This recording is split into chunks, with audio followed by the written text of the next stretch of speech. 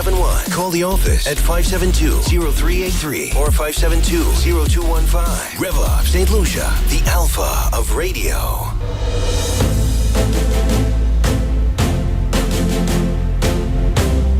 It's now time for Meet the Opposition, hosted by Leonard Spider Montoot.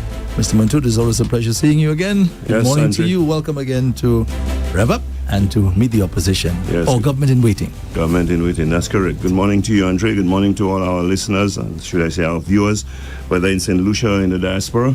Welcome to another episode of the Government in Waiting.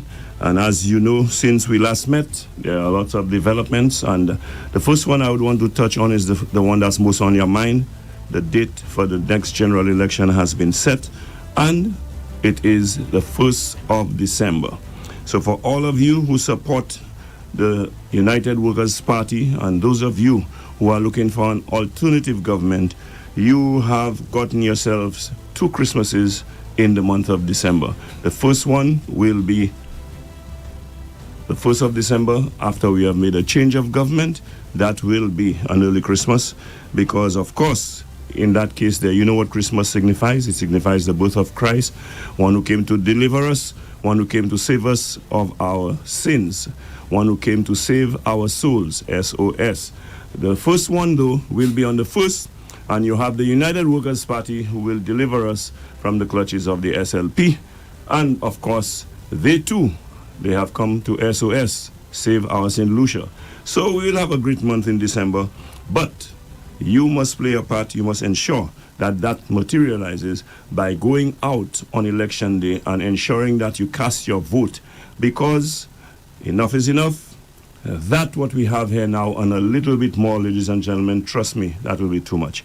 So we have to make that change. We may have to make that decision for a better life, for a better country, and for our development. And we'll touch on some of the areas that will make for better living in St. Lucia. We must improve our quality of life. As you know, our primary concerns as a people in this country are, I am putting it in my order, but I know that those 3 things are on the minds of all St. Lucians. Security. For me, security is very important. As we saw in the last 4 years, every year more than 70 St. Lucians were being murdered under the stewardship of the Prime Minister as Minister of National Security. And of course, all we got from him was the excuse that he's not a police. And record after record, and this year, it is said, according to official figures, we had 65, but those who know better are telling you that it's closer to 70 already. We are also reeling on the high cost of living. The prices at the supermarket, my God. And you know, when we appeal to our government, instead of giving us a reprieve, they impose a 2.5% levy on us under deceitful means. In a very deceptive manner, they told us that it was for security, the same security that is a disaster, and healthcare in this country. We come into healthcare in a moment. And so we know that when it comes to cost of living, rather than assist us, our government, the government of the St. Lucia Labour Party under Philip JP, has exacerbated the situation and made it worse for us. The next concern that we all have is almost related to security in my mind, because the concerns about those areas is what it does to us as people, what it does to our lives. Health is a very important aspect of life. You have no quality life if you have no health. And so we were told by the St. Lucia Medical and Dental Association that our healthcare system is the worst that it has ever been. Under the St. Lucia Labour Party, we see the disaster with St. Jude's, that after more than 4 years, all they are going to deliver to you is a building. And like I have said before, I don't know if that building is supposed to be a dance hall, a warehouse, or what it is, but I know what the people of the South and the people of St. Lucia were anticipating, were expecting, and were promised was a hospital that was completed and commissioned. And in the words of Emma Hippolyte, they said they would have done it in 1 year. After more than 4 years, they are now coming to you and telling you that they didn't. In fact, Philip here is telling you that he did not promise you a hospital, he promised you a building. And so that's, again, typical of the St. Lucia Labour Party, think that they can bluff their way through everything. But ladies and gentlemen, I want to touch on a very controversial subject to start off this morning. Racism. Racism, and the reason why I'm going to deal with racism is because, unfortunately, it has found its way into our politics. Of course, complements the St. Lucia Labour Party, spearheaded by Richard Frederick, supported by the rest of the St. Lucia Labour Party cabinet. But before I continue, let's get it straight, let's get it right, let's all be on the same page. What is racism? I Googled and got the definition of racism, and it reads, racism is prejudice, discrimination, or antagonism by an individual, person, or people on the basis of their membership in a particular racial or ethnic group, typically one that is in a minority or marginalized. That is what racism is. It also is the belief that different races possess distinct characteristics, abilities, or qualities, especially so as to distinguish them as inferior or superior to one another. That is racism. Ladies and gentlemen, I must say, I grew up in a St. Lucian society where racism was not a big issue. I grew up hearing of racial strife in countries like Trinidad and Guyana, like Indians versus blacks and that kind of thing. I heard of racism in America and in England, where whites discriminated against blacks and so on. I do not know firsthand of any rampant racism in our country, St. Lucia. To my mind, to my recollection, what I know is that we have coexisted very well in St. Lucia, blacks, whites, people of mixed races. And when I say people of mixed races, whether, and I'm using those terms not in any derogatory way, but those were the way we referred to those people, mulattoes, people who have mixed race with whites and blacks, mixed. We used to say Dougla, people who are of the Indian descent mixed with blacks. We all coexisted, we all lived together. Okay, so whether it were Indians, whites, Chinese, we don't have many, but there were Chinese as well, and the Syrians, all lived in St. Lucia without any discrimination of any wide scale.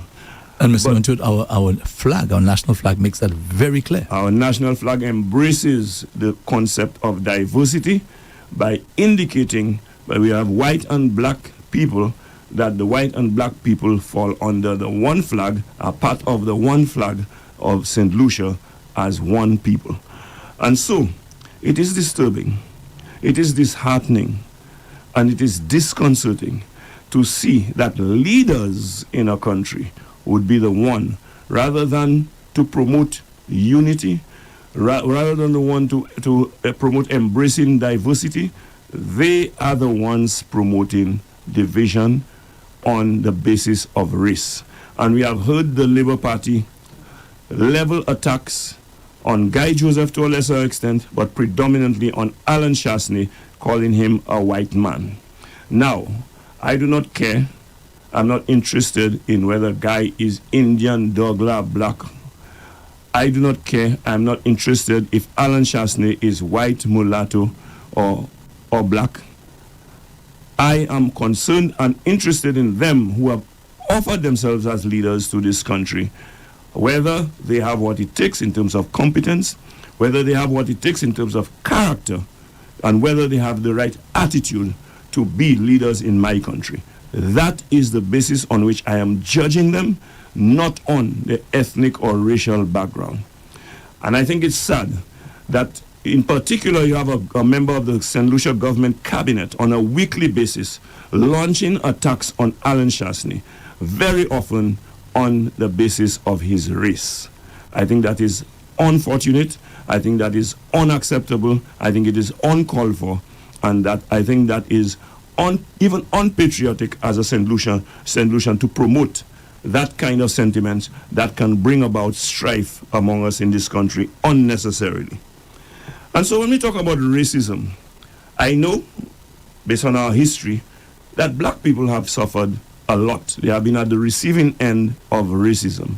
I do not promote, I do not endorse, I do not condone any kind of racial discrimination. At the same time, when I say any kind, not only from others. I do not condone it, and I do not practice it either. Because if you condemn it, you cannot be a perpetrator of what you condemn. And so, it brings me to reverse racism.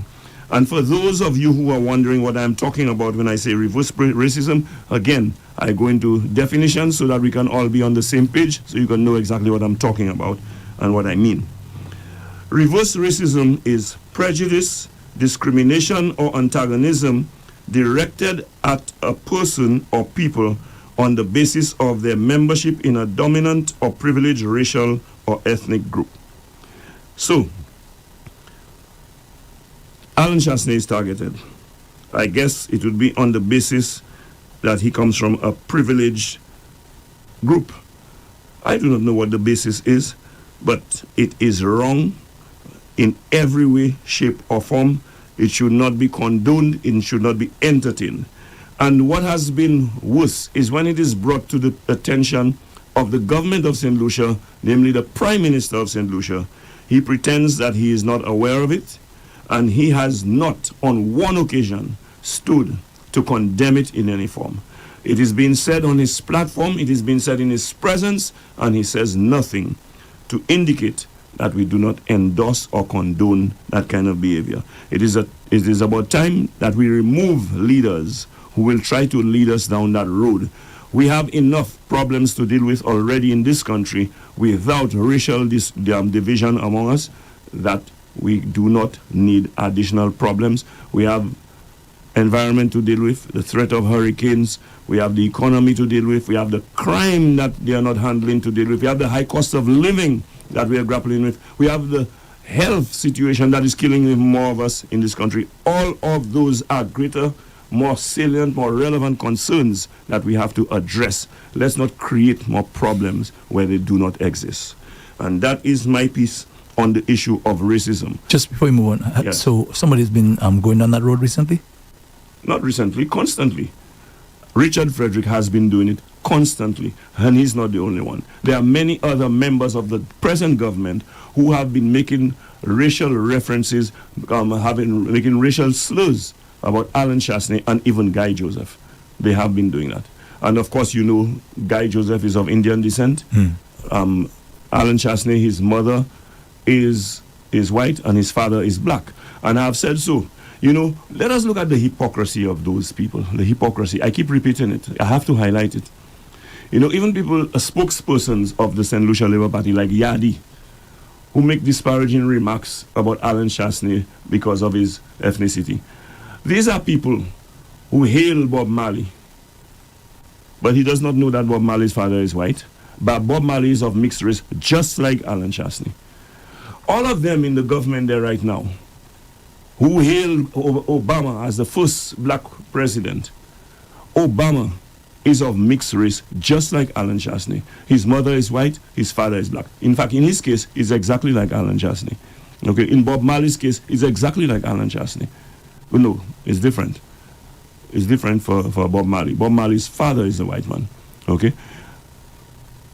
Dr. Anthony has led the very same party that is engaging in racial discrimination. Dr. Anthony, and I want to make it abundantly clear, I hold different political views to Dr. Anthony and have been, when I say an opponent, I was on a party that was opposing his party, but not on the basis of his race.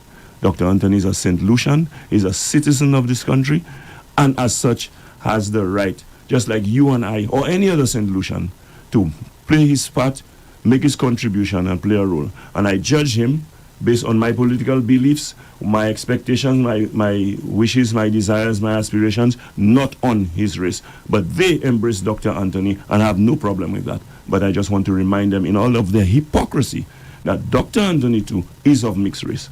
His father is white, his mother is black.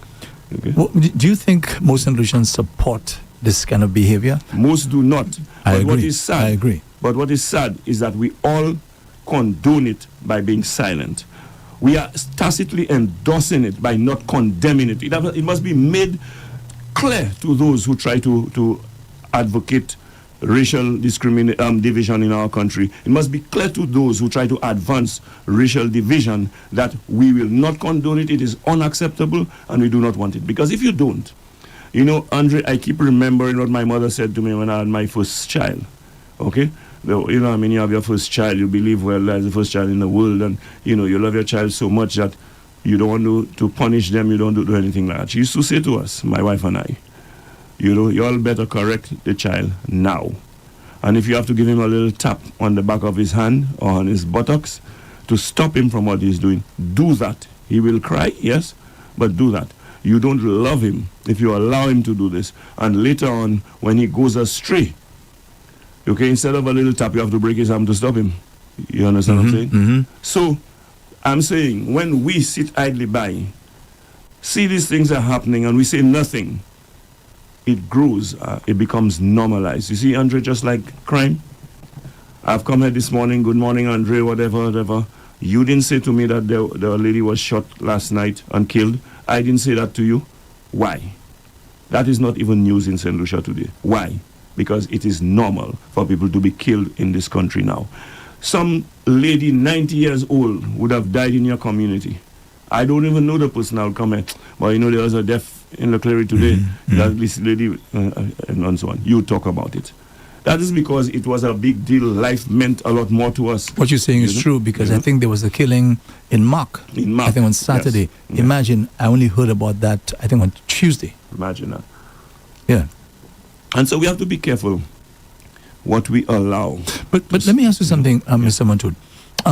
When you say about speaking out against those things, and I agree with you 100%, most St. Lucians are a little reticent when it comes to those kinds of things, speaking out publicly for a number of reasons, right? Who do you expect to be condemning that kind of behavior? Because you must be addressing certain people. Okay, first of all, Andre, I'm not as articulate as you are. I'm probably shy to face a mic and all of those things, okay? So, okay, I will speak among my friends. That's my level. The churches, the Chamber of Commerce, the Bar Association, the National Youth Council. There are institutions in this country who have to take a stand. Okay, these are people who are influential, who have leadership positions. Okay, they are the media, and I'm letting you all off the hook, you know. Well, you know, I have my shows, so I don't play by that thing. Right. And so we all have to play our part. We all have to take a stance against it. You can expect Alan Chasney to go and defend himself and say, well, boy, I'm a St. Lucian and so on. He shouldn't have to do that. No St. Lucian should be made to feel uncomfortable as a result of the ethnicity, okay? Especially with attacks coming from our government. Now, look at the hypocrisy. We talk about hypocrisy where they embrace Obama, Bob Marley, Kenny Anthony, and they have a problem with Alan Chasney. Let's look further at the hypocrisy. They call Alan Chasney white conveniently, and it didn't matter if he was white, Andre. It didn't matter if Alan was white. They call him white conveniently, but they take your taxpayers' dollars, run away to foreign countries, and go to white people, okay, and offer them all kinds of incentives, all kinds of tax-free holidays and all to come and invest in St. Lucia. When they come to invest in St. Lucia, they give them all kinds of rights over you. Case in point, and that development in Rodney Bay where the Hotel Alpine or whatever hotel is going up there, okay? Mount Pima. There was an issue with workers and the investors. Whose side did Ernest take? The same government that talking about black and white. Whose side did he take? He came out publicly and chastised the workers, condemned and sided with the investors. Okay? They gave away our ports. Not to St. Lucians, not to black people. Okay? GPH is a white company.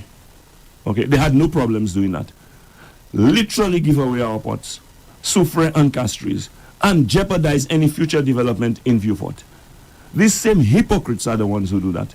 These are the same hypocrites who go to Cabot, dine and wine, and celebrate with them, while they're trying to make you on the ground believe that there's something wrong with white people.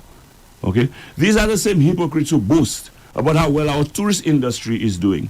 Well, I must admit, it's not only white tourists who come here. But who are the tourists predominantly who come here? Whites. You know? So let's stop that game. Let's stop fooling people for power.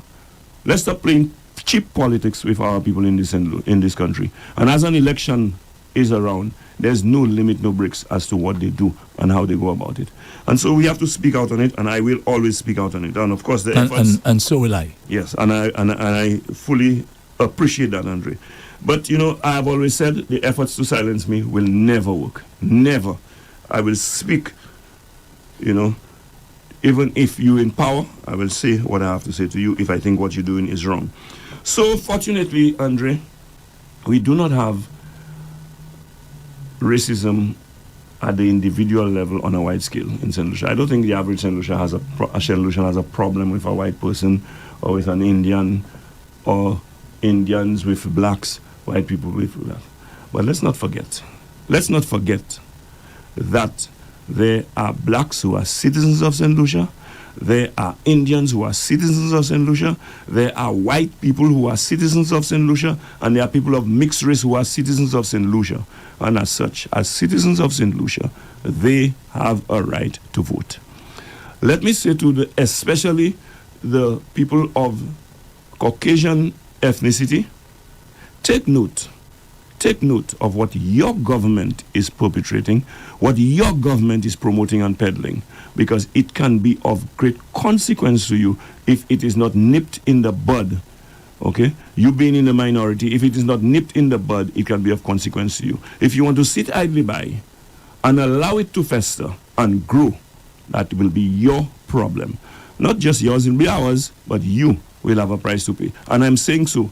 I'm not being like unclear about what I'm saying. I want to be absolutely clear in what I'm saying. I'm telling you, it is in your interest to go out and vote against any politician who promotes that kind of ideology.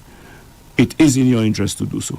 And you know that the St. Lucia Labour Party has never had a problem with expats. We have never had a problem with people of other races. We have never had a problem with the diversity that exists in our country, whether it is Guyanese, and I always say too, some people discriminate against Guyanese.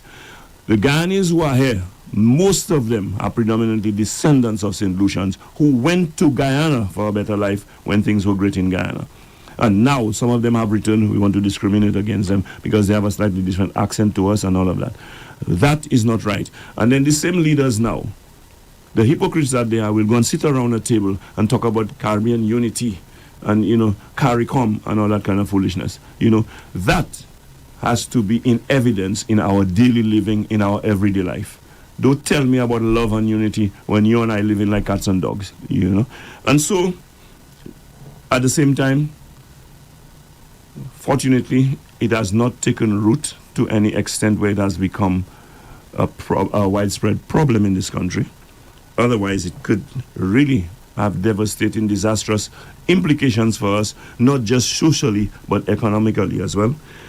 And there is also what we call racism at the systemic level, when the systemic power practices racism. Like in America, Andre, we can just put it like it is. As a black person, you'd be denied certain opportunities for academic advancement, for employment, for economic development and so on, because it is almost enshrined in the system to keep it down. Fortunately, that has not happened in St. Lucia, and we must guard against that. And the way we're going to guard against that is to ensure that we do not have people with that kind of mindset to become part of our government. And so, there is an opportunity for you to do something about it, to nip it in the bud. And that opportunity is the 1st of December. And you see, Andre, I'm a big advocate of going to vote. Even if my life was good, I would vote to keep it that way. Okay, if it is bad, I'll vote to improve it. And besides, I just have to vote, Andre, because that right was fought for. There are people who lost their lives to give us that privilege, and that right. So, let us exercise it and let us use it wisely and judiciously. Talking about elections, there is an election in the air. The bell has tolled, and for whom the bell tolled, we'll find out soon. We'll find out soon. All kinds of bluffs. We have a government that just demitted office, the outgoing government, who came into office in 2021, predominantly based on lies, on bluffs, and so on. Now, I'm not just saying so. You know it. It has been exposed. One of the bluffs, one of the lies is how they're going to arrest Guy because he's corrupt and they're going to put him in jail and everything. They went as far as telling you they have re-engaged, that was the Prime Minister, Philip J. Pierre, a man called Lindquist, okay, who is a forensic auditor, to investigate Guy and pay him $30,000 a month, okay, to do that. You have more than 4 years now, going to 5 years. Another election has arrived. Not a word. Andre, don't you think if you take my money to tell me that you're carrying out an investigation, the least you can do is give me a report? You don't think the owe St. Lucians are, after spending all that money in their witch hunt, going after an individual? Why? So this investigation is still ongoing, or that has ended? They have not given us any report on it. So we don't know. What we know for sure is that the way they have professed that they will go after Guy at all costs, and one of the mouthpieces, Sheldon Daniel, said it.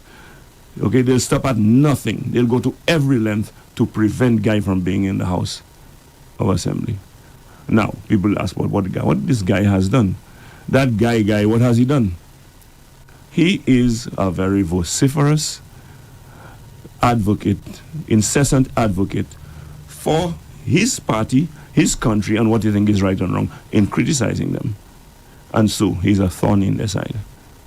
So they have proven what they have done inadvertently, Andre, what they have done is to prove to us that what they were saying about Guy had no basis and it was all lies. They have proven that to us. In addition to Lindquist, they went as far as employing a person called the special prosecutor. And the special prosecutor was put in place to investigate all public officials who engage in corruption or wrongdoing and so on. And they would give him an office, they pass legislation and all of that, so that people like Guy and Alan Chasney would be dealt with. Andre, another election has been called. Now, you know, the shameless nature of the St. Lucia Labour Party is what amazes me. You know, after being exposed again for what they are, look, okay, so your special prosecutor, you all had all those allegations against Guy and Chasney. A whole term has passed. Not one of them has been called up, taken to task, and to be prosecuted and found guilty. Not one. In fact, the special prosecutor said he hasn't found anything. Exactly. But if there's nothing, you won't find anything. And so now that... And by the way, the Labour Party did say that it was in response to what the people were asking them. Which people? I'm just about to ask you that question. How does a government determine what, is Let me just say something important to the people in these matters? They ran a campaign on the basis that the United Workers' Party government was corrupt and that some of us would have to go to jail, especially Guy Joseph and Alan Chasney. Okay? They ran that campaign. As a supporter, you're waiting. So when they became the government, of course, you have access to all government documents, you have access to all government offices, you're in a position to get the information you need to jail the people you accuse of being corrupt. Nothing happening because it was all fictional, it was all concocted, it was all fabricated, it was all lies. Okay, so when their own people start putting pressure on them, they came in for another gimmick to buy time. Okay, so they said they re-engaged Lindquist. Nothing happening, they came with the special prosecutor. All that time at the cost of the taxpayer, All that time at the taxpayer's cost, playing politics using state resources. And so, okay, so we have a special prosecutor. Nobody's still going to jail, nobody in hall before the courts. You know what they started telling the people? Well, if you have any evidence, if you have a case, reported to the special prosecutor. That is what the Labour Party ended up doing. Now, if those people are thinking, if you are thinking critically, if you have some self-respect, and you do not allow people to disrespect you and insult your intelligence, you allow the Labour Party to do that to you? And you're going to vote for those guys? Listen to me. Any relationship, Andre, you and your family, you and your partner, you and your business partner, any relationship is based on trust. Okay? So let alone a government and its people. The people must trust it, must be able to trust their government. because the government is acting on our behalf and taking decisions on our behalf. Can you trust people who lie to you, who bluff you all the time, who insult your intelligence? You know? And that is the question we must ask ourselves for this election. Can we trust those people who just lie conveniently for power, just to get into office? And so, now that it has come to an end and still nothing, it is glaringly obvious that again it was another bluff. You know, the guys have the gall to pull another bluff. So they decide they're going to come with a case. They're going to charge Nancy Charles for something that happened in 2011, they say, 14 years ago. And guess who was the minister responsible then, Andre? Spider Montut. Another big mouth of the UWP. So they're going to silence that mouth. Where? I want to remind... Now, you see, the other thing again, I want to warn the professionals of this country. I want to appeal to them to have some self-respect and integrity. Do not allow politicians to drag you all into their parties and politics and to disgrace yourselves as professionals, you know, and make yourselves look like little boys that are being used politically, like political tools. And I say so without any apology. Okay, because if the special prosecutor has any self-respect, he would not send any police officer from his office to talk to me. And I'm not above being questioned. I'm not above being investigated. I'm not above being taken to task if I do anything wrong. Okay? But just look at how ludicrous that situation was. They claim that I was Minister of Local Government, and they are investigating a constituency council of Beaufort North for funds that are missing. First of all, the special prosecutor, Mr. Robert Innocent, is a lawyer, and he must have some understanding of how government works, given the post that he holds. If he didn't know, he had to research it and find out. Okay? A minister of government does not and should not engage in the day-to-day operations of a ministry, is not involved in the administration of the ministry. A government minister provides policy guidance to a ministry. Okay? And so I would not know at that level who spent what money and everything like that. And besides, Andre, that happened towards the end. Okay? Between September and November, because there must have been that time, because that's when I was minister. So if you're going to come to me, that has to be during that time. And then you're going to tell me a few days before elections, some money was deposited and all that other kind of thing. How could you ask me about that? At that time, Andre, the House had long been dissolved. I was no longer operating as a minister of government. I no longer had the authority to set policy or anything like that at that time. Besides, Andre, I was busy looking for votes in Rosile. You understand what I'm saying? So if you're serious and you're genuine, you don't come with that foolishness. I mean, think at this, the crap that you all do, think about it, think it through. So at least you can have some semblance of sense. And that's where I am disgusted, you know, because the insult. And you see, lying to me is a problem for me, you know. But when you come with a cheap lie that does not even make sense to somebody without a brain, it is further exacerbating my annoyance because I find it to be an insult. Don't insult my intelligence, you know.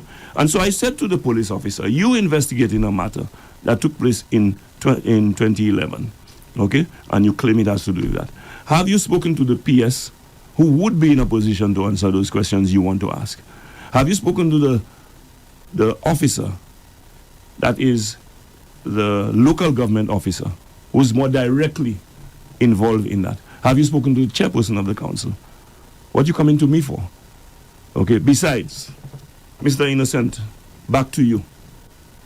Have some self-respect as a professional and, you know, show some integrity. Do not allow yourself to be dragged and used as a political tool. Because you said, when Chico came to you, Peter Chico came to you, with 5 allegations, 5 cases, 5 reports on Ernest Hille, Controller of Customs, Claudius Francis, and those people. You said to him that predated your appointment, and so that was out of your jurisdiction. That happened somewhere around 2014, 2015. You come into me with something that happened in 2011. So it just shows the hypocrisy on your part. It just shows how deceitful and deceptive that you all are. How much you all prepared to go and try to bluff people just to gain political power. And you have allowed your office to be used as a political tool in a partisan manner. And that should be condemned because taxpayers' dollars are not supposed to be used for any party to advance their campaign. And that is what was done. Because you all know that is going nowhere. I'm not concerned. I'm not perturbed. For that matter, you cannot even bring me to court. Because when they asked me to sign the document as witness, I said I'm not doing it. And if they come back to me, I'll tell them, go to hell. And that's in my position flatly. Because that has nothing to do with me. But you know what? It makes for good politics. You know, for the propaganda to be out there. Spider is hauled before the court. You know, right away, Spider, because, you know, in the days when my mother's days and so on, when they send a lawyer letter to them, they shit in their pants because, boy, they get a lawyer letter and all that. Foolishness. You think people don't know their rights? That's not the dark days when you can come and intimidate and frighten people. So I'm going to get so scared that I'm going to stop talking. I'll tell Andre I can't make it today because I got a visit from the special prosecutor's office, or I cancel the show because Richard Frederick sent me a letter saying that I have to apologize and retract my statement in 7 days or else, you know. By the way, whatever became of that? Nothing can become of that. Andre, I've told you before, if you sit there and you say, I have a big nose, Andre, I can take you to court. I will lose. you know, I will lose. Because you have not, you see, to defame someone, Andre, is to tell a lie about them, is to say something that is not true, something defamatory, something negative about them that is not true. But when what you say is true, you don't have to worry. Let him go to court with me. He couldn't. And I challenged him on several occasions. Let me take the opportunity to do it again. Richard Frederick, 7 days have passed many times, and my favorite line is that, Andre, so many 7 days pass, I could open a church and have more people than the Library 7 days church. you know. You want to talk about because that's intimidatory tactics. Because you see people like me, I don't know the law, I don't know my rights. So when they slap me with a lawyer's letter, I will go into my shell. Crap. Those days are gone.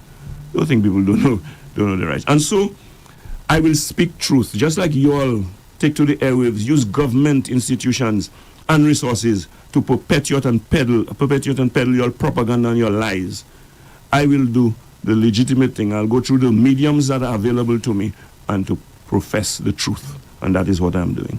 So I think your guest is about to come in. Yes.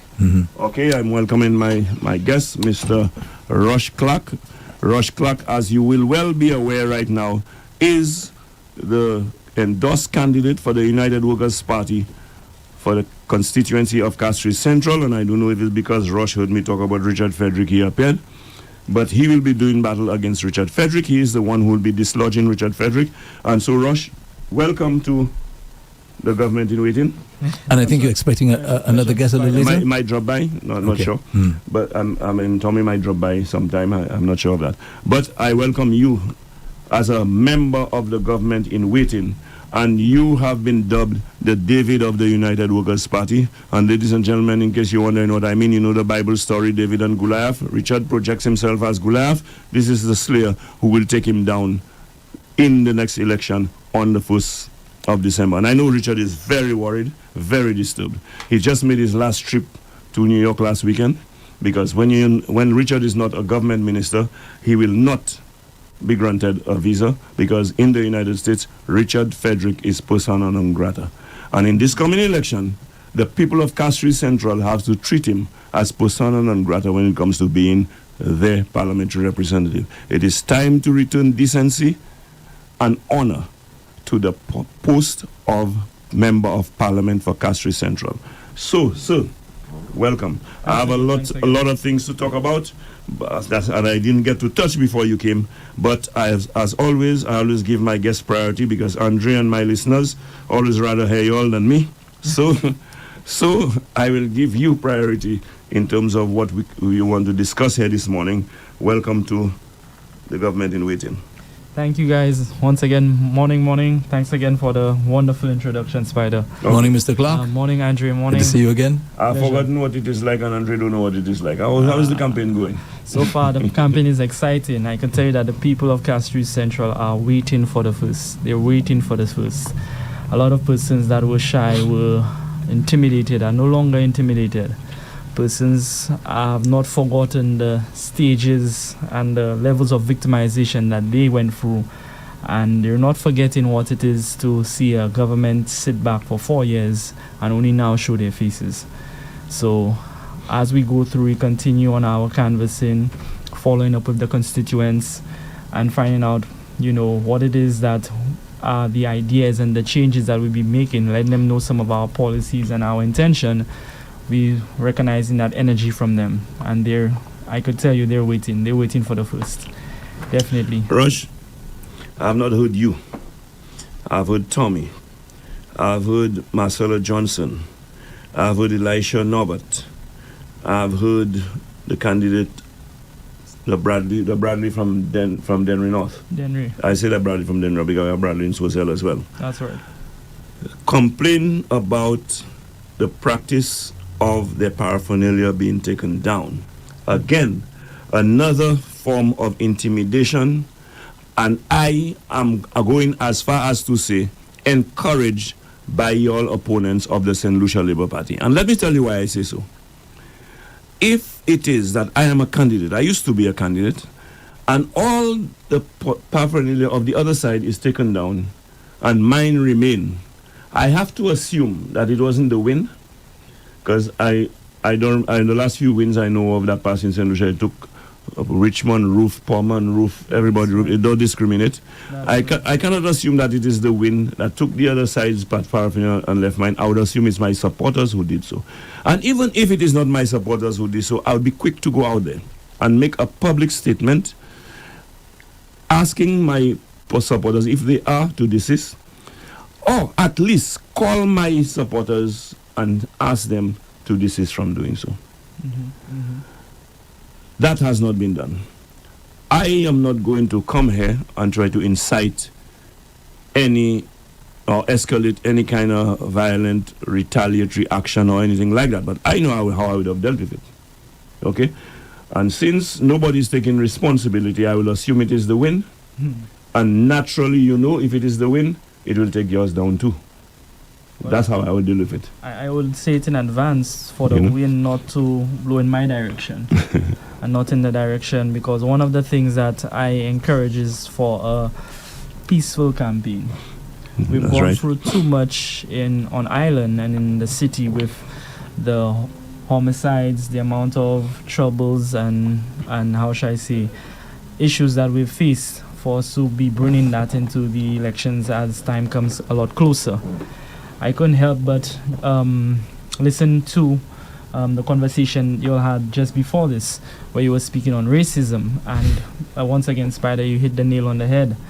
Everything you said, I stand 100% behind it, because again, I'm facing an opponent that, without any doubt, has been front and center to show his sense of segregation and racism towards not only our political leader, but several individuals within his own constituency.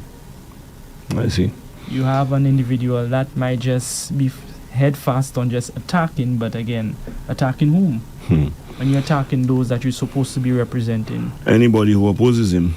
Now, you see, these are the things we have to, and a lot of people stay silent and allow those things to fester, and that is what destroys a society, and that is what ultimately destroys a country. We cannot entertain people with that kind of mindset and behavior, especially in leadership position, to do those things and get away with it.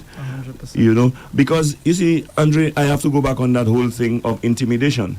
Richard Frederick spent years every week on a talk show intimidating people, calling people names, accusing people, making allegations that have no basis, revealing personal private information about individuals and all of that, and literally attacking people, especially women in this country. And we have said nothing about it, or very little about it. And so he has been empowered, and he feels that he can continue to do so with impunity. No. That is unacceptable, and we should not condone it. And you see, and that is why I call out some people too, Andre. I've called out the media on several occasions and so on. But say, for example, when you have what has happened in CIP, when you have what has happened with GPH, Okay? When you have the deal that was entered into for NH, with NH for the halls of justice, okay? When you look at those kinds of deals, Andre, you and I as lay people do not fully appreciate the full implication of those things. Those who are more privileged than we are, to be educated in and be experts in those areas, have a civic duty and a responsibility as citizens of this country to speak up, because these are the things that are destroying our country, depriving our country, and starving our citizens of much needed resources that could go to the development and advancement of our country. Now, I don't want to do what I have complained about, because when people say all politicians are liars, all politicians are thieves, all politicians are corrupt, I used to be peeved about that, when I was a politician. Well, the politicians themselves are the ones who perpetuate that kind of talk, huh? Many and the them. people follow. Many of them. I don't make general statements to say the politicians, many of them. So, I was about to say, those people who are trained in the area of finance, accounting, and those things should be speaking up. The Chamber of Commerce should be speaking up. The Bar Association should be speaking up. They don't. Okay? Now, let me not be guilty of what I am accusing others of. I'm going to single out those who don't, and I'll single out those who do. Frank, my apologies. I must give kudos to Frank Myers. Okay? Because Frank Myers is not personally and directly affected by any of those things. I think he has more to gain if he shuts up than if he speaks. Because when he speaks, he probably will definitely not be considered for an auditor's job or anything like that. But he's speaking out in the interest of his country. I've heard him on many occasions. And explaining things that people like me don't understand. Okay? To bring out the true implications and impact of the negative actions of our government when it comes to things like CIP and GPH and so on. That is commendable. But when you have people like Richard Peterkin, who has come out publicly and endorsed Philip J. whose government is doing things like that, you have to question those fellas' motives. You have to ask yourself questions about people like Richard Peterkin, who has benefited so much from this country. Okay? And we have to show them up. We have to call them out. Okay? These are the hypocrites in this country who facilitate and tacitly endorse corruption and those negative, deleterious actions of corrupt government like the SLP. Okay?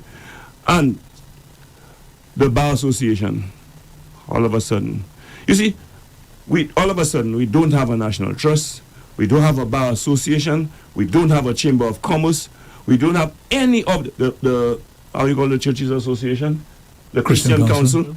The Christian Council. We have none of this. NYC, none of them exist all of a sudden. Why? You all are so chicken. You all are so afraid of your own government. The servants that we gave a job, you all are so afraid of them that they've become such bossmen now that you're all bowing to them, and tacitly endorsing all the foolishness that they do. The massa mentality. Exactly. You all have lost your tongue all of a sudden. The massa mentality. Bossman, Andre, I have a problem with that. I know what boss means. Boss has different meanings. Now, I don't want to go into Google and get the different meanings of boss, but on a job, Andre, if I were to come here right now, you'd be my boss. Okay? I'd have a problem with that definition of boss. You in charge, you the overseer, you have oversight of things, you're the manager, whatever, you're my boss. That boss, I understand and I can deal with. But you see the boss man who controls, who directs, who dictates, okay, and who have dominion, I have a problem with that. That is creating a culture in this country, especially among our young people, a culture where, one, they become mendicants in their thinking, okay, dependent on other people, okay, bowing to other people, taking orders from other people, whether it be good or bad that they have to do. Once the boss man says so, they do so. And you have some leaders who want to be boss man, like Richard Frederick, for example, okay, in a gangster type, gang lord type scenario. We cannot allow things like that to fester in this country. We cannot allow things like that to take root in this country, because you're going to have a disaster in this country. Because when those people take control of your country, okay, you will have no say eventually. You'll no longer have a democracy. You'll have a country run like some of the countries in Latin America is run by those drug lords, because what they do is enrich themselves, so they're powerful. They can buy out those who would otherwise be in a position to stand against them. They can corrupt all the systems of government, including the judicial system, and we would not have a democracy or a civil society anymore. Now, I'm a little lost. What did Mr. Peterkin do that was so bad? I'm a little lost. He endorsed Philippe as Prime Minister. Mm-hmm. That's one.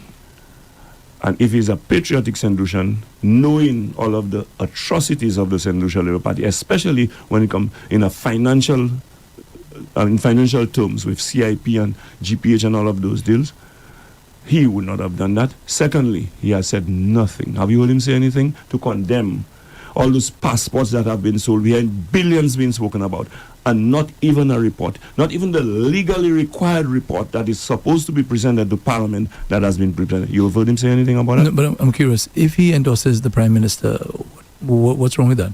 He's a St. Lucian. Nothing wrong with endorsing corruption? I'm asking, pardon? I'm asking you, is there nothing wrong with endorsing corruption? Well, there we go. Remember earlier we spoke about having proof and so on.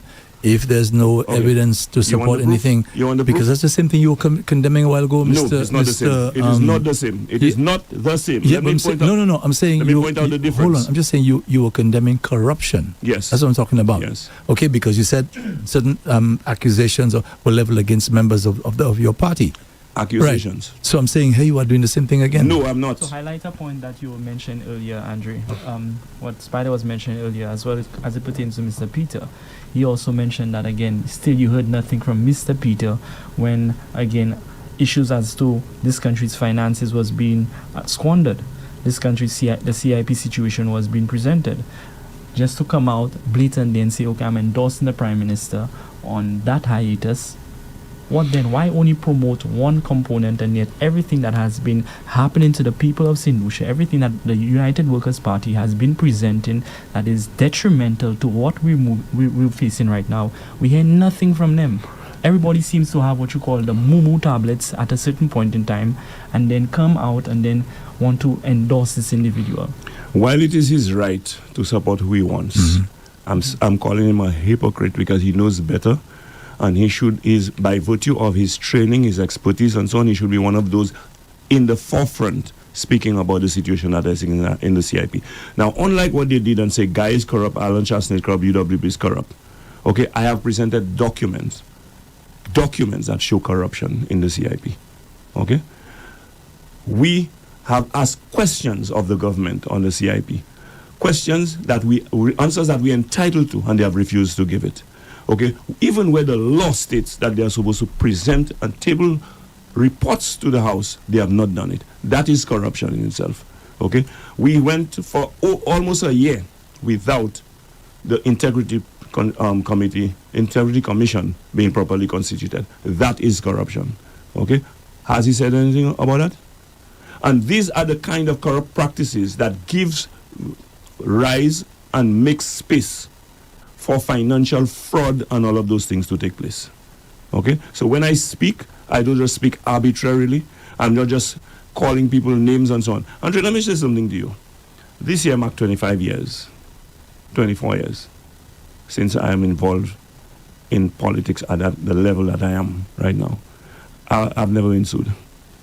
Even now, where I'm very uncomfortable thorn in the behind of the St. Lucia Labour Party, they threatened to sue me, but they have not sued me.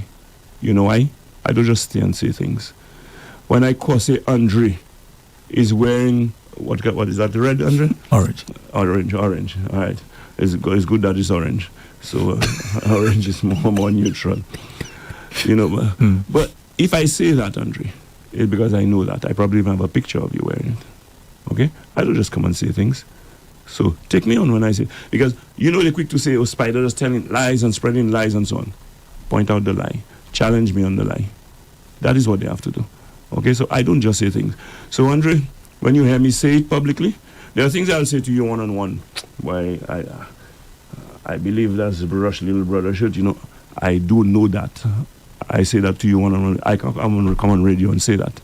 But if I say that on the radio, I know what I'm talking about. Okay? So, when I speak, Andre, the only thing better than that is the gospel. Like this, you would take it to the bank. Take it to the bank. So, Rush, we talked about the boss man thing, but we also see in the campaign that you all have a lot to contend with, because the government, St. Lucia Labour Party government, Philip Pierre's administration is using government resources and government institutions for their party's campaign. How you feel about that, knowing that you don't have access to government resources, you don't have access to government institution, and so on? First and foremost, it's actually sad to see that this is the action that is being taken. And again, you're saying this because, again, it's evident. It's evident with what we're seeing. But one of the things that, again, the party brought forth is that we've already let the people of this country know this is the action that they would be taking. And persons are right now seeing it for themselves. As of right now in the city, every wall is being painted. Right now, where I thought the walls were being painted white, now they're going to be decorated with stars all over them. And we're in the season of election. It's silly season. So all of a sudden, the status quo is to ensure that you paint every wall in the city with stars. That is not changing the dynamic of what the true concerns that's happening, or the true issues of what's happening in this country. Well, Richard Frederick can paint all the walls he wants. He has already painted a picture of who he is. And even before he did so openly, the St. Lucia Labour Party did. Now, let me talk about, people with no integrity. The St. Lucia Labour Party for years told us about Richard Frederick. I will keep saying that. They have said nothing to us that will vindicate Richard Frederick from the allegations they made about him.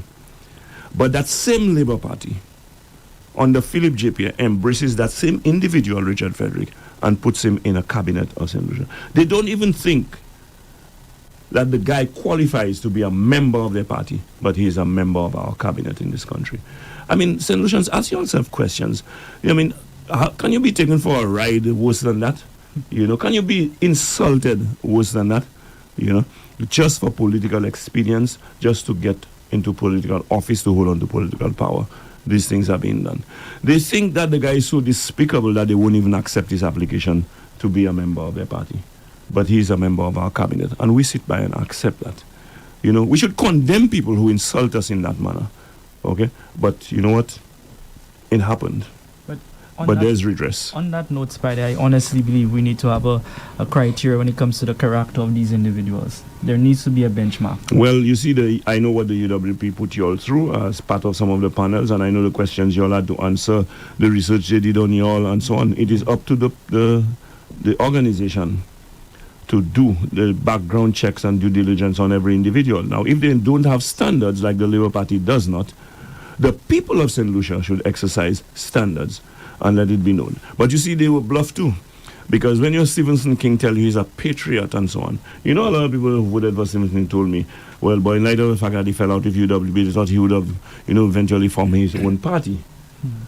They were not prepared to cast their votes for Labour, which is what King in effect made them do. That's right. But now that they know the truth, it's going to be a different scenario, a different situation. It's a continuous sense of just manipulating the manipulating people, bluffing people for your personal benefit, personal interest. And that has to stop. Someone told me yesterday, Spider, that even Richard Frederick right now, you go on his, Facebook page, the Can I Help You page, several videos has already been taken down. Videos where he blatantly were either disrespecting and insulting persons, because at this stage, candidates and everyone is practically doing their cottage meetings. They're out in the communities spreading their messages. But when you take the chance and your goal is to ensure that, hey, you're now trying to recreate an image to the people that you're a saint, that you weren't the individual that were insulting women, you weren't the individual that was putting everyone's personal business out on live television, you weren't the individual that was chastising this individual, victimizing them. The people are not going to forget that. And I'm watching at some of these meetings, and there is no focus towards the policies of what they're coming to actually implement in these areas, the changes that's being aspired. You cannot focus on what you don't have, Rush. You don't have any policies. That is true, and that stands. It's just bluff. and handouts and try to buy people. Now, I want to go to the issue of buying people because, again, you don't have access to state resources. The St. Lucia Labour Party, quite unethically so, are using state resources to buy votes to win another election. And I say so. Do we have my second guest that we weren't expecting? Yes, welcome once again to meet. Sorry. I do, my brother. Government in waiting. That's right. I was waiting for you to say it. Welcome. Thank you, Spider. Happy to have. This is Tommy Welcome, Descat, Mr. Descat. the endorsed candidate for Castries South for the United Workers' Party, and the man who has a great responsibility on his shoulders. I deliberately invited the two of you, because the two of you owe St. Lucians a great debt. Rush, you need to clean up St. Lucia's politics by removing that dirty image of a dishonorable man who carries the appendage honorable, from our politics once and for all. That is Richard Frederick.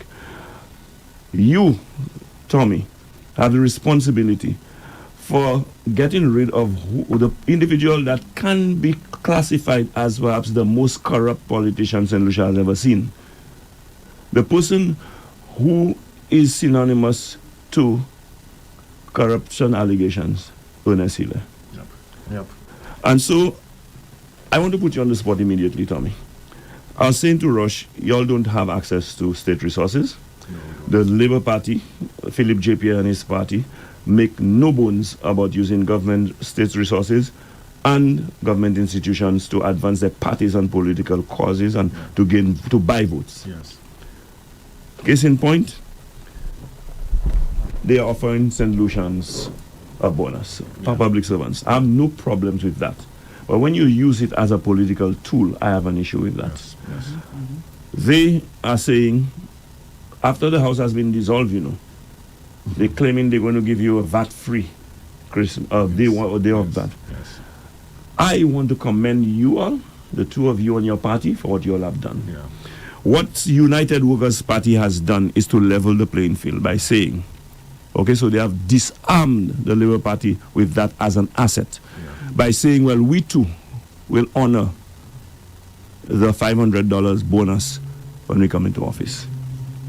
And what I appreciate in terms of the principle you all have displayed is that the political leader went further to say, and that will be made a staple, okay? That will be institutionalized.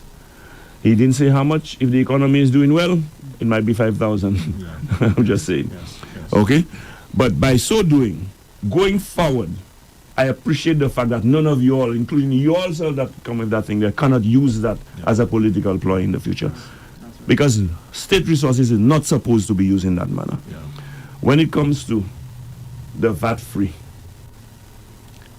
you all have not heard any pronouncement on the part of the party, and I don't make pronouncements I repeat pronouncements for the party. I don't make pronouncements. You all are the ones making the policy position. Yes. But I am saying that I'm asking that now. That when you all go to the boulevard, we will be asking the question, will you all be given a VAT-free day too? And I want the UWP to say, yes, that will be on. As a matter of fact, I'm saying for me to have a better Christmas, give a VAT-free week. That's what I'm asking for. But that will be dealt with. Do not allow those guys to weaponize state institutions and resources. The fellas, I want to talk about something. I know I have guests, but I have so much to say. Andre, the guys take the SSDF, take the caregivers program and make it a partisan program. Let me speak for Grosile. Okay? It is alleged, and many, more than one of the workers said so to me, that the supervisor of the caregivers program in Grosile, okay, has given them T-shirts and saying to them that they have to attend SLP events. Okay? And he's telling them that on the 23rd, I don't know what is happening on the 23rd, and on the 23rd, make sure they are present. Okay? I mean, now, they must. You know why? Everything is well orchestrated. They say they're making them permanent, but they say you have a 3-month probation period. Okay? The 3-month probation period was set so that the election could be fit into that. So if they do not dance to the tune after elections, you're gone. Yeah. Another thing I want to expose here today in that caregivers program, at least in Grosile, they are saying that they are going to send their canvassers to the the clients receiving the care to find out where they stand. If they say they're voting for Flabo, after elections, the care will be withdrawn. Let me just say, so much so that the caregivers are telling the people when they come, tell them you're supporting SLP.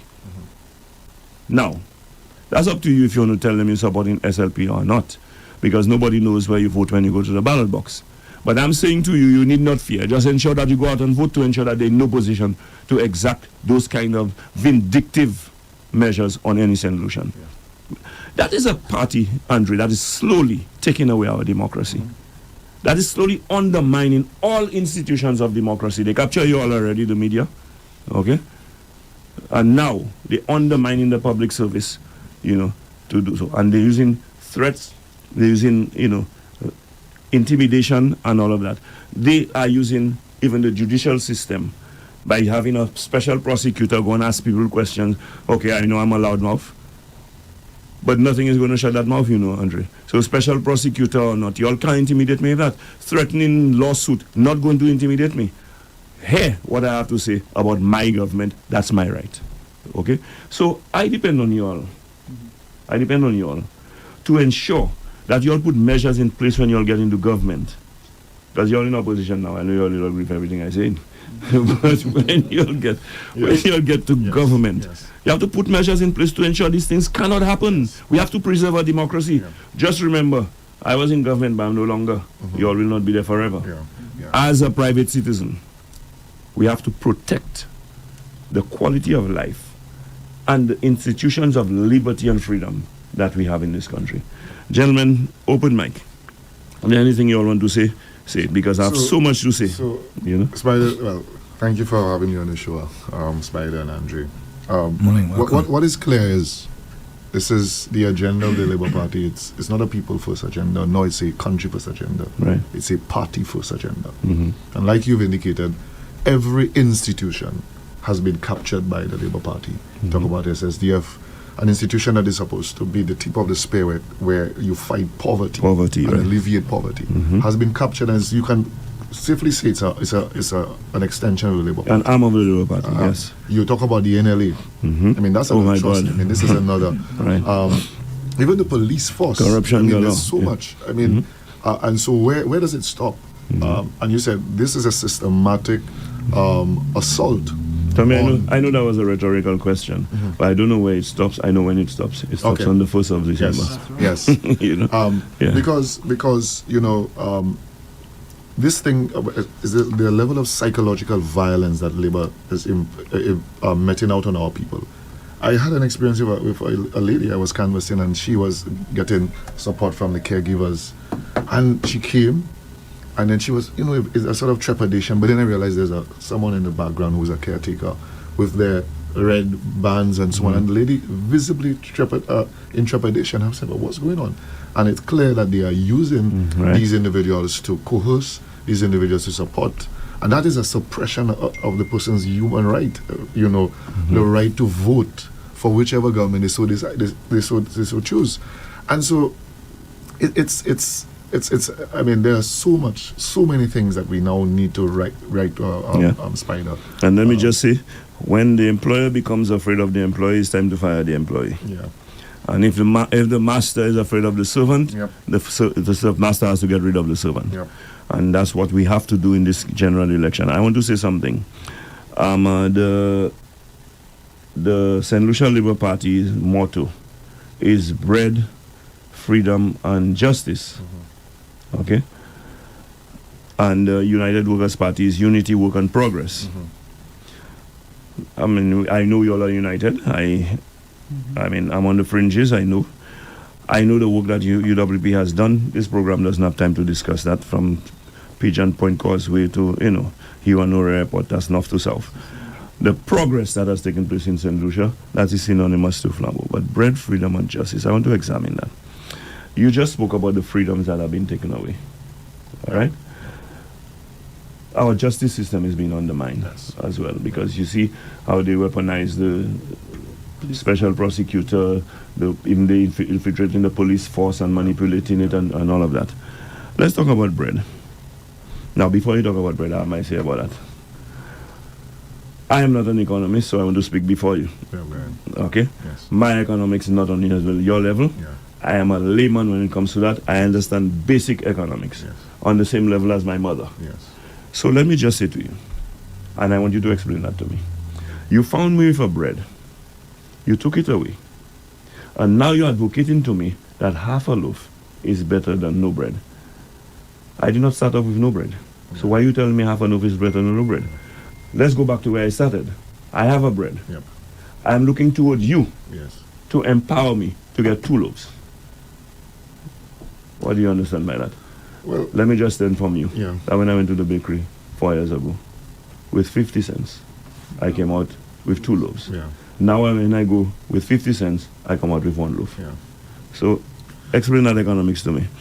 Well, I mean that clearly is what I call a block a hole economics. And I mean, I would have never thought that the SLP, who, like you said, their mantra is bread, freedom, and justice, would have been the government under which bread would have increased. They've made. I remember in the Senate, they sort of said, well, they don't control the price of bread. But they certainly control the price of the inputs into bread and flour. And so this government has not done enough to keep the price of bread at the constant during the most difficult Tell me, I time. have a problem for what you just said there, The local bread is Yes. price controlled. Yes, so It's cakes and things like that, and, so the and loaves, butter the bread loaves, and so the on. loaves you know? are price control. Yeah, but yes. the local bread, the loaves, Yes. that's what I buy. Yes. And it has doubled in price. It has. It You has. know? And that's the staple that mothers send their kids to school on. And so I have had great difficulty understanding why a political organization whose mandate or mantra is bread, freedom, and justice has allowed the price of an ordinary loaf to increase. Again, there is a contradiction. This political organization, we call it Labour Party, is a contradiction. And so that's just symbolic of the inflation problem, food inflation that we have in this country. They have failed on this. I mean, the 70 items. St. Lucia must understand that the biggest disinflationary policy was reducing the VAT from 15% to 12.5%. Andrew, we must understand. I want the St. Lucians to understand what they would have been paying for goods and services had VAT been 15%. But what is even worse, this government has made it 15% by cascading the 2.5%, the health and security levy, which is even more than 15%. It translates to about 15.3%. That is the impact of their failed policies. When inflation was ravaging St. Lucia, they did absolutely nothing. Well, they did. They imposed a 2.5% tax on us. They did absolutely nothing You call to that solve, nothing? to solve the inflation problem. Right, exactly. And what we have is a case of real incomes being eroded. A dollar that bought, X amount of goods 2 days ago, and you allow that inflation to impact it, you'll maybe buying 95 cents go for goods for that same dollar. So the government clearly has not done anything to really, and coming with 70 items, to 70 items, 25 of which was already exempt, and then coming back again with another few items, it's just not enough. And the government has used the opportunity to generate as much revenue, because this government has made substantial amount of tax revenues, particularly revenues at the border, international trade taxes, and the government is now strategically deploying these resources to win an election. Instead of developing the country with that money, Yes. they're using it for political political campaigning. And on the CIP in particular, one of the first things this government did, Spider, was they amended the legislation where the National Economic Fund was. And if you read the IMF Article 4 reports, they said the government needed to ensure that there is a transparent mechanism by which CIP resources enter the consolidated fund. And that is what the National Economic Fund was set up to do. And this is the United West Party put guardrails on this, because they established a board that would manage how the funds are used.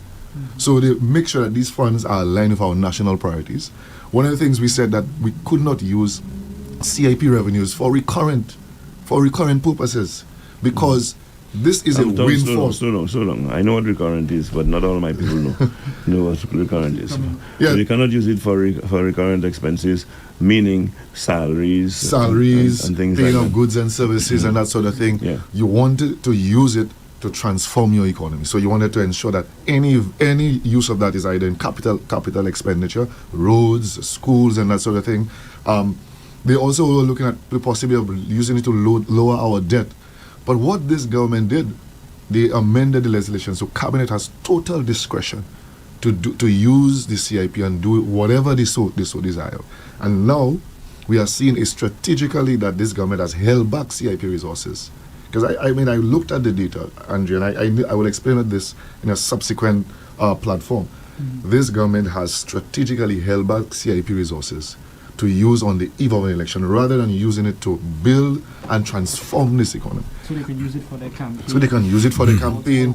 They can do so, and that is a concept I've always had. But this is a playbook that they've downloaded from the other labor governments throughout the region. So let me summarize that in a layman's way, the way I understand it. The government has kept our money, because the CIP money he's talking about there is our money. The sale of our passports, our citizenship was given in exchange for that. They kept our money, held it back, instead of developing the country in terms, okay, we can use it for recurrent expenditure to pay salaries and so on, but there are projects that roads, schools, hospital, and all of that. They hold that money back, and now they're using it to buy votes. That is what Tommy just said. It's a slush fund. They have converted the CIP into a slush fund. So that is why I say to you, ladies and gentlemen, when they come to you with your money to try to buy you with your money, I mean, it's ridiculous. It sounds ridiculous. They try to buy you with your money. Take your money back. But you don't owe them anything because it's your money. Yep. Take it, eat them out, drink them out, and vote them out, because what they're doing is wrong. Okay? And they have been telling you all that they will know where you vote. They cannot know where you vote. Okay? Yep. And even if they know where you vote, they'll be in opposition. They cannot do anything to you. Yeah. Okay? So let me ask you something, because I've heard you say so already, Mr. Montut, that it's better when the money's in the hands of the people. So if that's what they're doing, they're giving the people the money in whatever way. So explain that to me. That's not what I mean at all. Let me explain. And my layman's economics don't work the way you say it. Let me just explain to you. If government has to collect revenue, and they have to manage that revenue for the development of the country and in the best interest of the people of the country. However, I'm saying, in terms of running a country, you do not put policies in place, for example, put a 2.5% increase the price of gas in an exorbitant manner that does not reflect the international market price and so on. You are actually taking the people's money when you do that. Yeah. Because the 2.5%, under a little service you provide me here, when you give me the bill, you have 12.5% VAT plus 2.5% on it. Okay? All that money could have been in my pocket. Okay? That would be my money. But I have to give it for you to give it to the government. Yeah. The gas, when I could have paid $13 for a gallon of gas, you charge me $16, $3 more. Okay, by the time by 10, I think that's $30 already. You've taken from my pocket. We are saying, I would make better use of that $100 or how much if I had it remain in my pocket. Okay, to take care of my family, to invest and so on, to do things for myself, than the government could ever do. Government is not efficient in running business or anything like that. I would do a better job. I'll start a little business, invest in this, and to expand my business and so on. That is what I mean. I'm not that no government is supposed to take money. But let me just say something to you. If government has to get involved in social safety net programs, it must be done in a transparent, institutionalized manner. It cannot be done in a manner to benefit any political party. And that is what is being done now. Okay, so when they give you the money, it's not because they care about you. It's not because they do not discriminate and say, well, Andre can afford. If they feel they can buy your vote with $5,000, they give you $5,000. That is electioneering. That is transactional politics of a partisan nature taking place there. And if that has to be so, and you believe it is to be so, both parties should get some of that CIP money to do the same thing. So it is not right, it is not fair. And we cannot allow that. And when they do things like that, it means eventually we'll have a one-party state because no other party will be able to survive in that environment. And so we cannot entertain and endorse that. And all St. Lucians who are right-thinking, whether you are Labour right or not, you must vote against that. Yeah. Okay? And these are the things I expect professionals like you, Frank Myers, like how you have been doing, and I appreciate, commend, and thank you for it. And you, Richard Peter King, who has not been doing it, come out and say, just like you came out and say you endorse Philip Pierre, come out and speak against those practices that is destroying our democracy in this country. Yeah. Sure, I mean, it's so I think, just to go a bit further, I think when we look at how the SLP operates, their focus is on taxing you up front and then coming back and giving you the handouts, and so, which is what in economic parlance is called redistributive. So they take from all of us and then they decide how they want to distribute it. But the fundamental goal here is that they want to ensure that you understand it's they giving it to you and to buy some level of loyalty with state resources.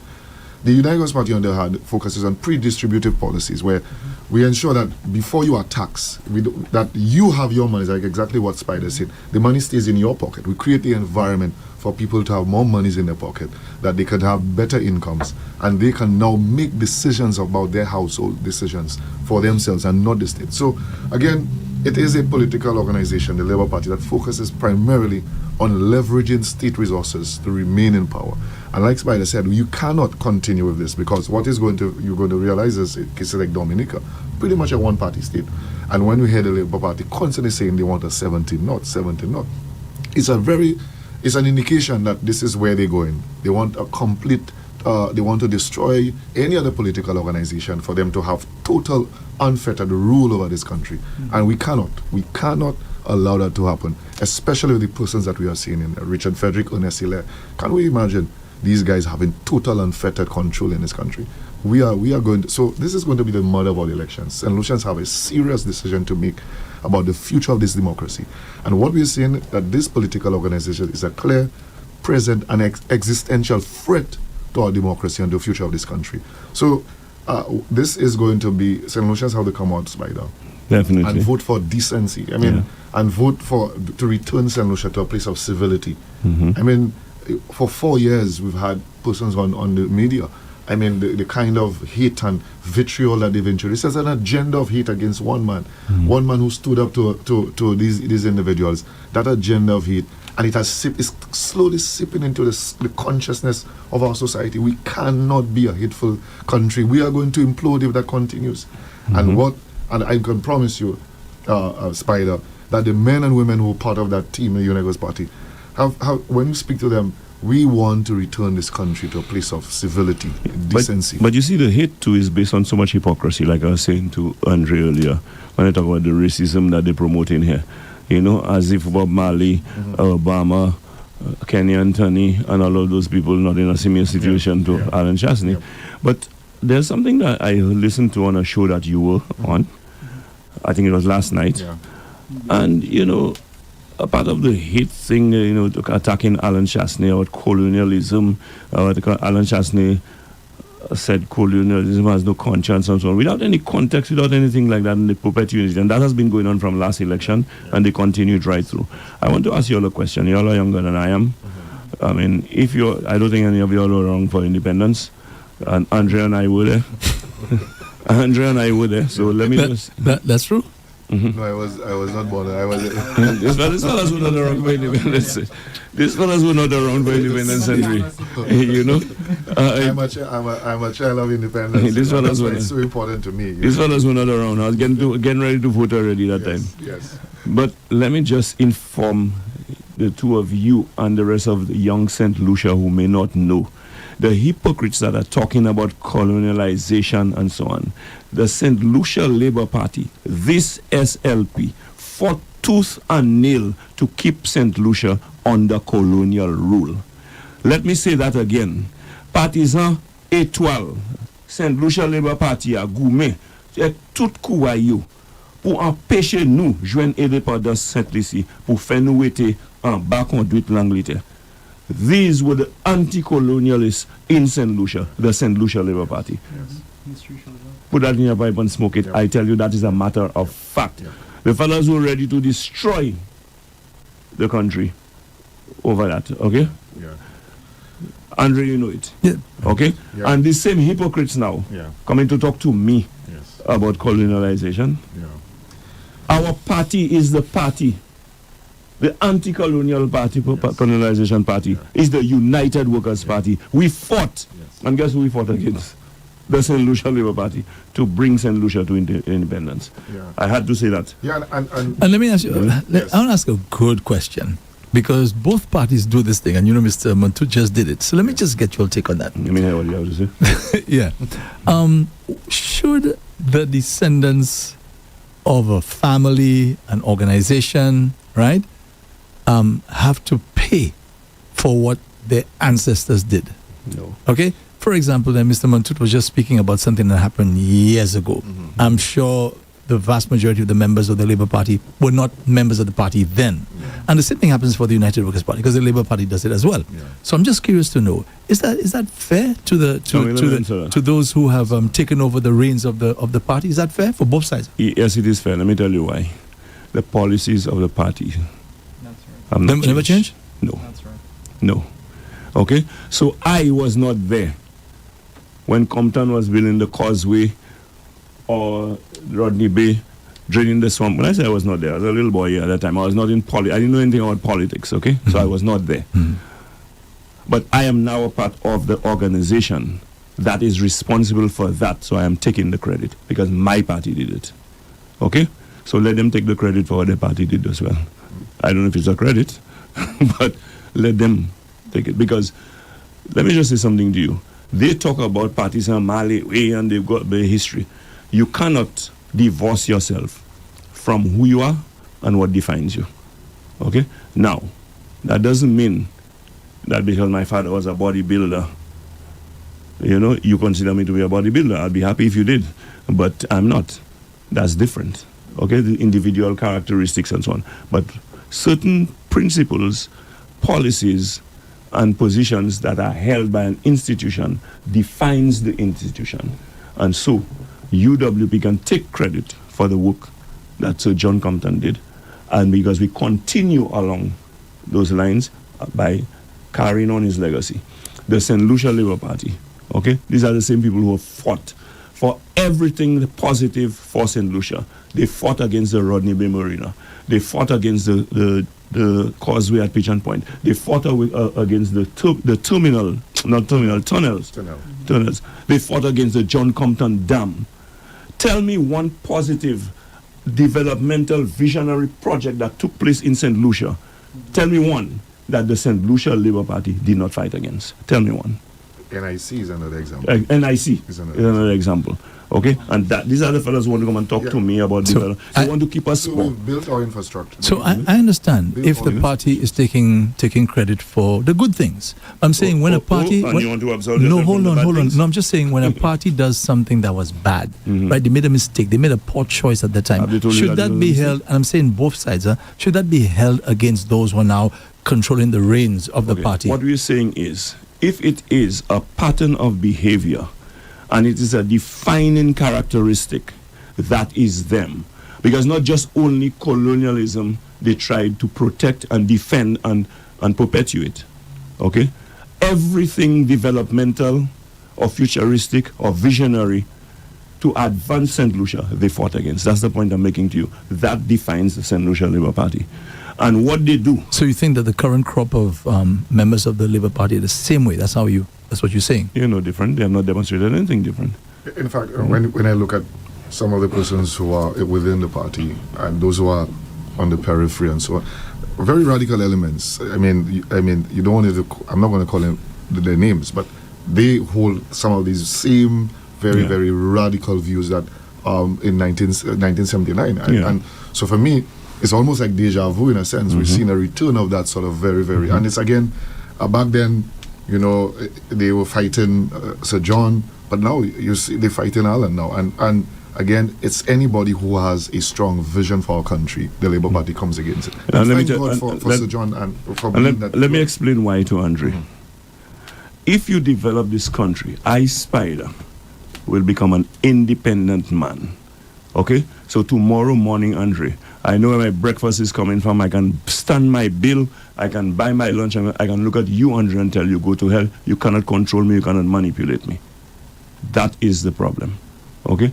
UWP not looking to manipulate anybody. We're looking to advance your cause, make you become self-sustained, independent, and to be able to fend for yourself. But when you do that, now you have to come good, because that's not somebody you can put crap in their mouth and, you know, make them depend on you and depend on handouts from you. Now, the more they keep St. Lucians poor and dependent, because you see, when you're hungry, you'll fight over crumbs. But according to young people, when your body press, you know, nobody can come and dangle crumbs in front of you and think they're going to impress you with that. And that is the difference between the St. Lucia Labour Party and a UWP. Let me just take the opportunity to remind you that you need to take, whether you're going to take any calls, because that's your decision. We're going to take calls, but Andre, let me just tell you the rules for taking calls. Especially if you have a Labour Party agenda, you'll get one question. I'm not going to allow any Labour Party supporter to call my program and dominate for the next 5-10 minutes talking Labour Party propaganda. I will not. Labour Party has at least a dozen shows going on right now, because they have state resources and they're using it to do those things. How many shows they have here? 2. Okay, 2. All right, let them go to those shows and advance their propaganda. Here's not a platform for that, and I make no bones about that. I will entertain the question, but give me an opportunity to debunk the nonsense that they're saying and to clear the air on their propaganda. So when I tell you cut, Andre, you cut. Okay, and when you tell me start, I'll start. That's right. So, for Rush, before we go to the calls, housing.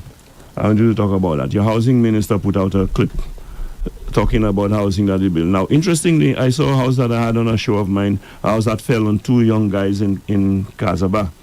And those guys are not, you know, they have challenges. They are challenged individuals. And the guys were literally crawling on the house because it fell, but the roof still from the track. They were crawling under there and so on. He showed the picture of that house. But now that's how the bluff, that's what kills me, you know. But you know, those same 2 guys, the house fell. You would think, well, an issue that they built a house for the fellas. You know where the fellas living? Under their aunt's house. They have moved. So I imagine that's progress, maybe. You know, to move from under a fallen house to go under their aunt's house. You know, progress. You know, the man talk about housing ministry. The man built three little shacks in Denver. Even Philip JPS said that's not houses for people. You know, even the Prime Minister said so at the time. He actually, correctly, he said it's for the poorest of the poor. Yeah, but he don't consider the poorest of the poor to be people, because he said that's not for people. But talk to me, especially first-time house owners now. That policy not for me, because I'm at home already, but I'm sure there are lots of young people like yourselves who will welcome that policy. I hear you all have plans for young people especially, and first-time home owners. Definitely. Yeah. Well, the United Workers' Party, we have taken enough time to consider the actual needs of the young people in St. Lucia. We've sat with the panel of candidates. We've actually sat with each and every one of us. And when we strategized and came up with these policies, these SOS plans, it was geared and focused to what is critical to us right now. I'll jump by saying this. The housing minister does nothing but concern or involve himself in affairs that only benefit him. We do not have any form of housing development within Castries Central, even on Island, to see that we have something credible. This housing minister has taken the time and focused heavily on turning his ministry to a ministry of power GT. There is no housing development. These are the same persons he's going to that stay in these same deteriorated structures and still look at them and tell them he's going to. The last speech I believe he had at the top of Mondudor was saying that he was going to do some duplexes or condos in Mondudor. Yeah, that already. They were supposed to have one in Casaba. I live at Casaba. I drive in all around Casaba every day looking for them. So many years. Right now in the city, you have several derelict buildings that are collapsed, buildings are in such deteriorated states. You actually have to ask yourself, what is the housing minister doing when he decides to just go and put a coat of paint in the state of the city? He's not focused on anything but his development. Whatever he's acquired, whether it be the numerous amounts of houses, lots of land, that is all towards his own interests, not the people of St. Lucia, not the people and the residents of Castries Central. But the United Workers' Party, one of the policies that we will be pushing forward is geared towards the mortgage advancement that we actually want for our young people.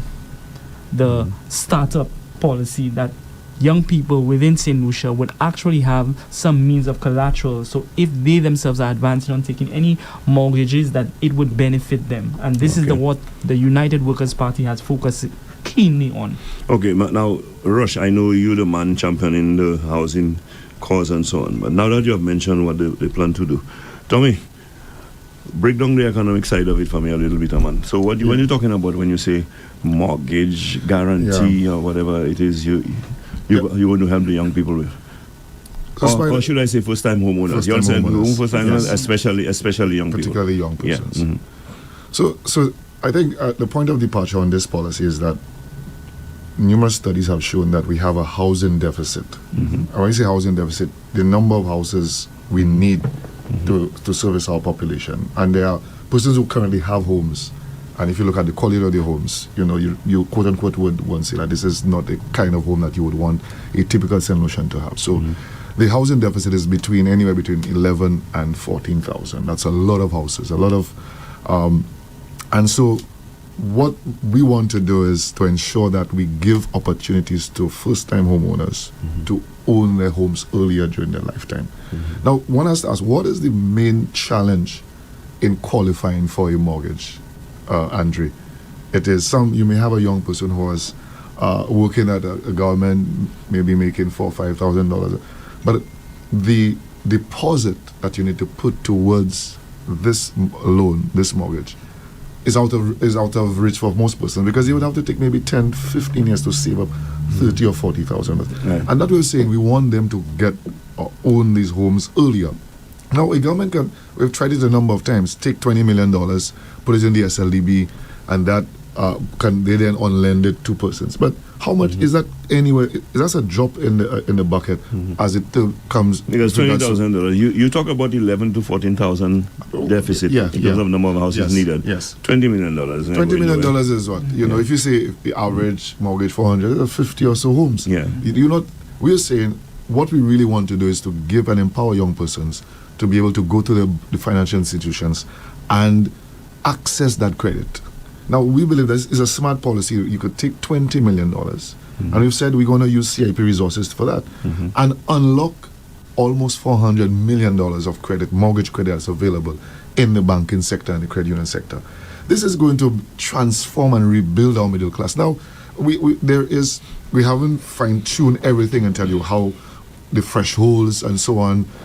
We're certainly not going to give persons opportunities to build $1 million homes and that sort of thing. What we want is to ensure every young St. Lucian who can afford the monthly payment on a mortgage can get access to the credit to build their homes.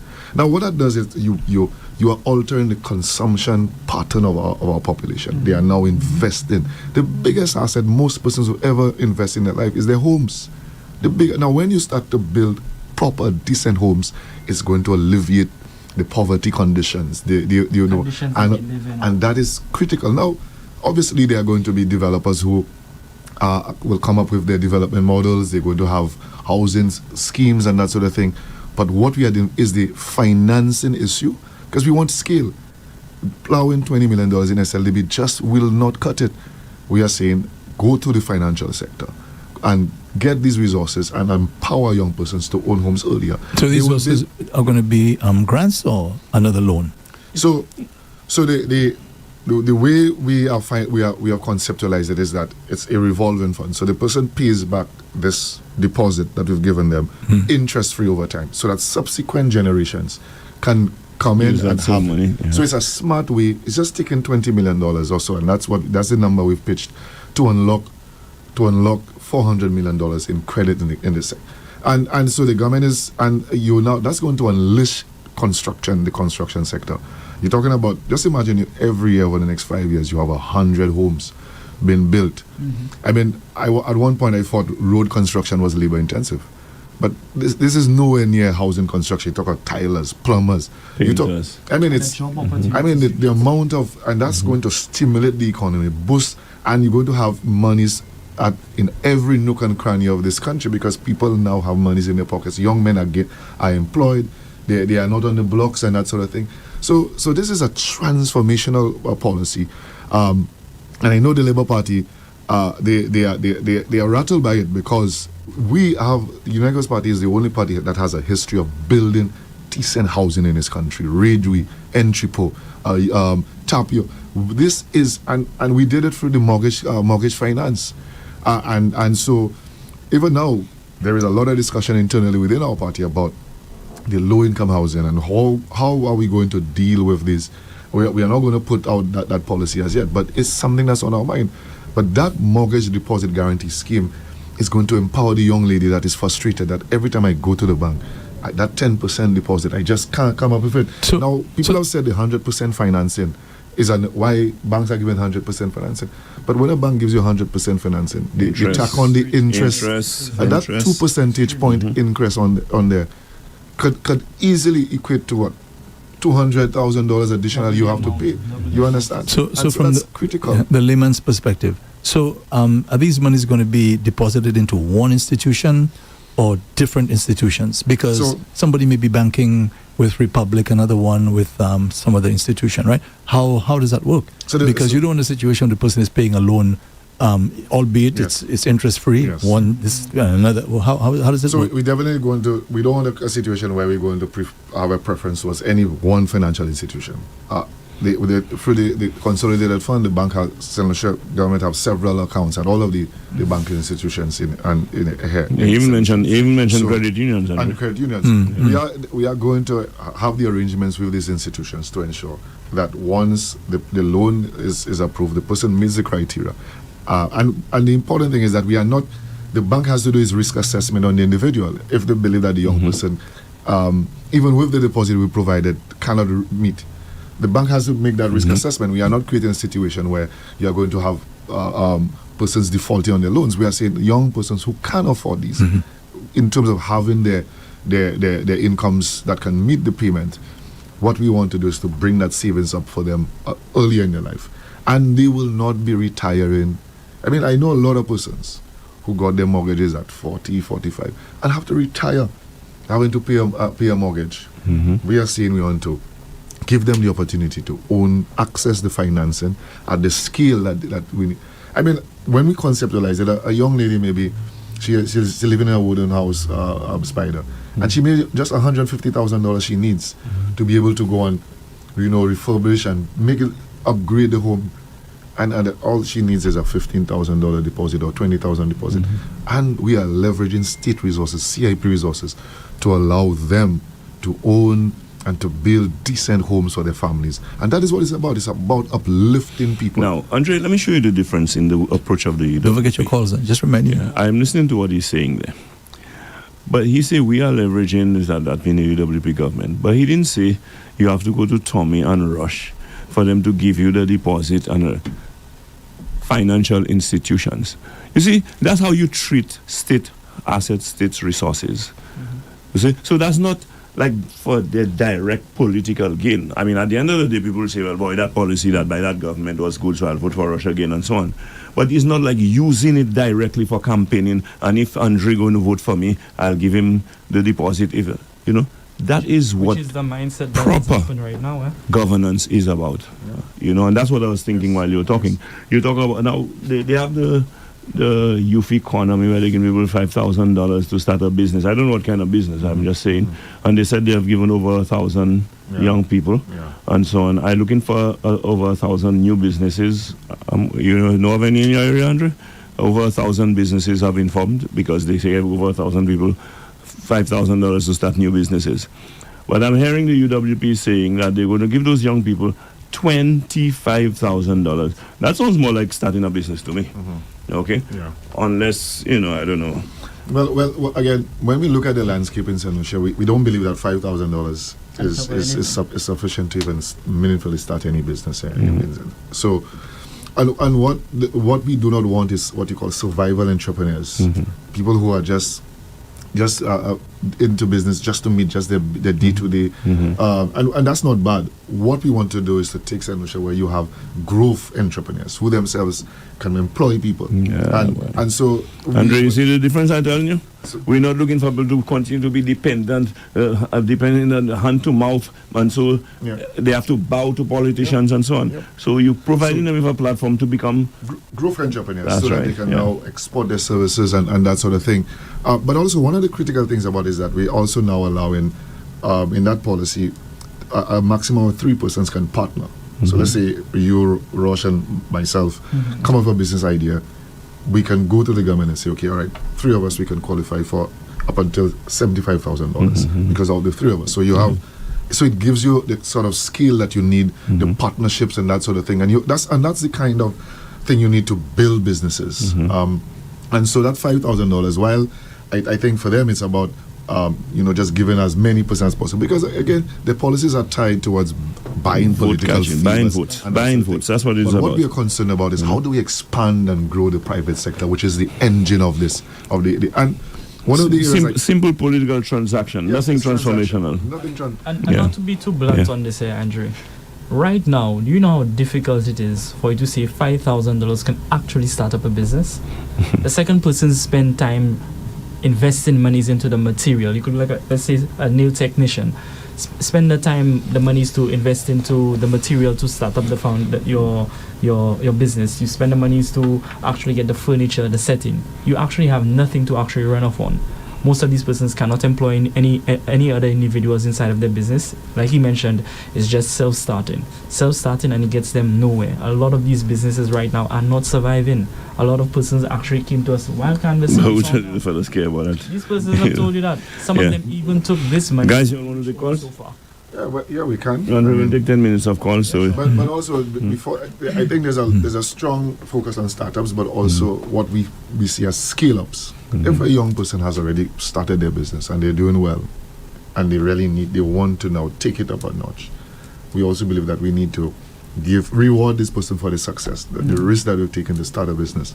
And so beyond just startups, expansion, we are going to be looking at scaling up existing young businesses, and which is going to redound to increase employment, increase economic activity. But talking about employment, I heard you all have a policy for a different kind of employment for young people, that you're going to start an academy, an institution to train people in the area of cybersecurity and robotics and AI and all of those things.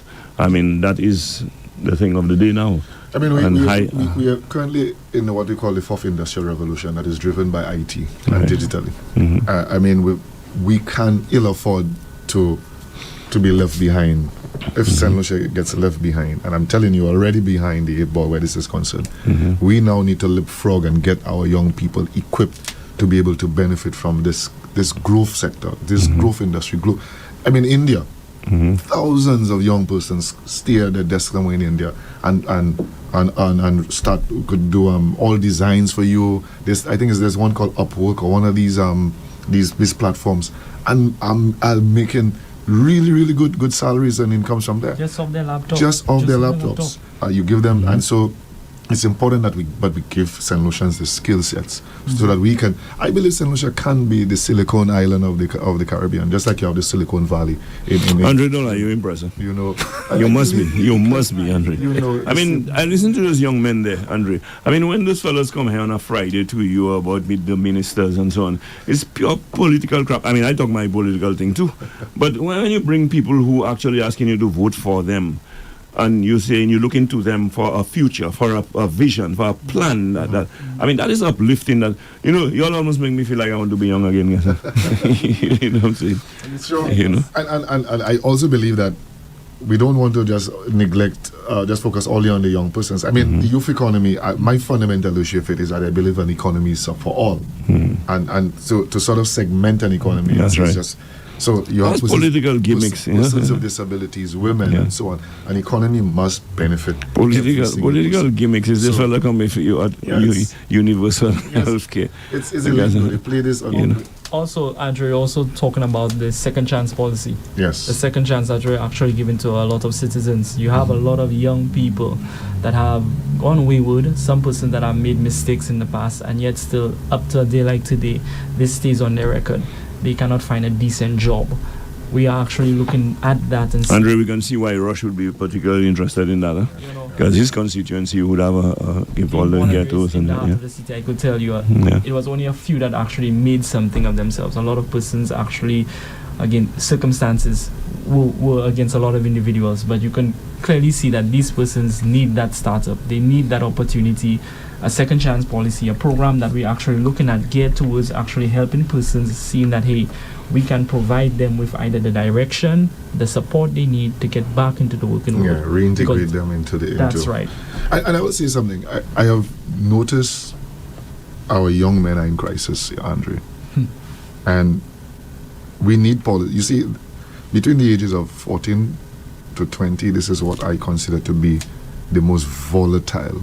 And I worked with Minister Spider in equity, and I realized that 6-year window, if that's where we lose most of our young men. We lose most of our young men, and that's where we need to ensure that between that age group, we need to have policies that ensure that we give them the wraparound services that they don't get in conflict with the law, and if they do get in conflict with the law, we find ways to minimize the impact of that on them. A lot of young persons want second chance, opportunities for second chances. I have an example where a young man came to me, that's maybe about 10 or 15 years ago. He used to go to Babano Secondary. He dropped out at the age of 15. And then he came to me and said, Tommy, I want to go back to school. I said, Seth, you serious? He said, yes.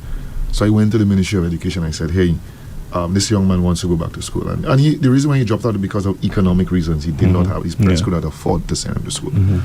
And what I was told was that because he had turned 16 while he had dropped out of school, he couldn't come back into the education system because our Education Act at the time only guaranteed compulsory education from 5 to 15. And I went over and over to the ministry, and eventually they decided to send him to Marigo, but I had to sign at 20-something, to be his guardian. This young man went there, and he graduated valedictorian of his year, went to South Louis, made something of himself.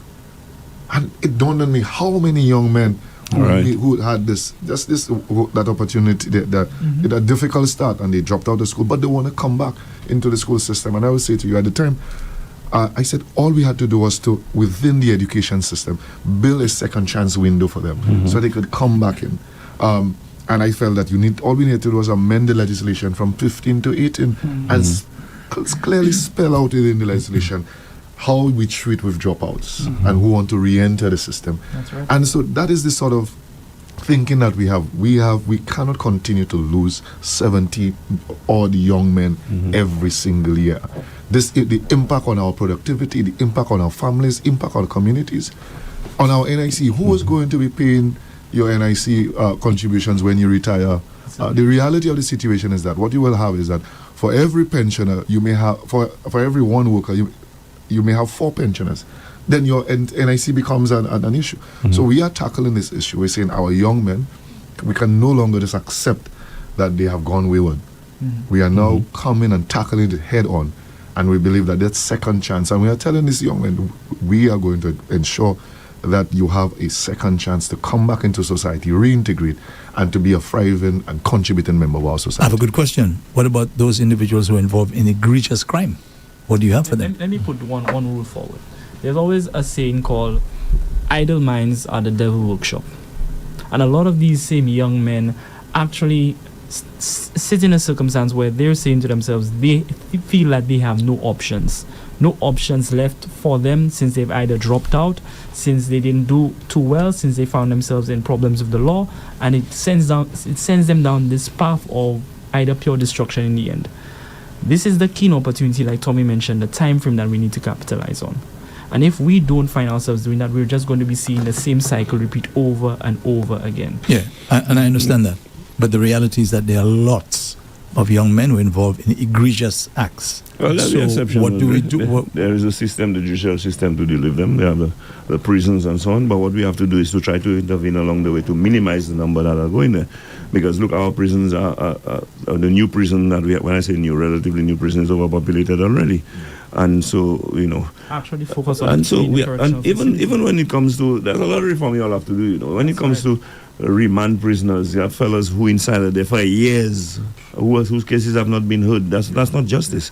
That these things have to be addressed, I mean, the data suggests, that more than 50% of persons who are incarcerated are on remand. And that's, again, you talk about issues of human rights. But again, when we have, it's unfortunate that we have young men who get involved in these things. But I've always asked myself, but when a child comes into the world, they come on this clean slate. I don't think that person's inherently are evil. It's a society and that they grow up in that. So for us, we are trying to give them the support that they need, even when they make mistakes. That we are not just going to ostracize them and abandon them. We want them to be read, because if you speak to them, they tell you about the system. You hear about the system, and they feel like the system is against them. They don't want to engage with the system. But I think fundamentally we can't.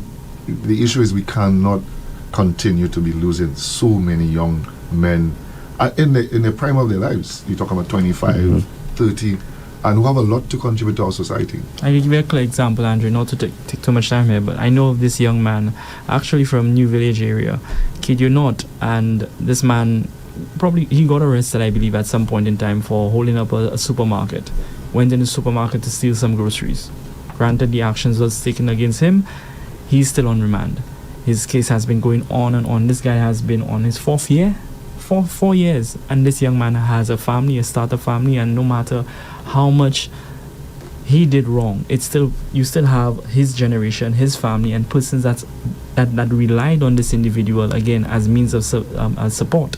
What happens then? At one point in time, is his case going to be addressed? At one point in time, are we going to find ourselves intervening in the lives of these individuals to not just let an entire generation go wayward, an entire family being the how shall I say, suffer the consequences of the father in this case?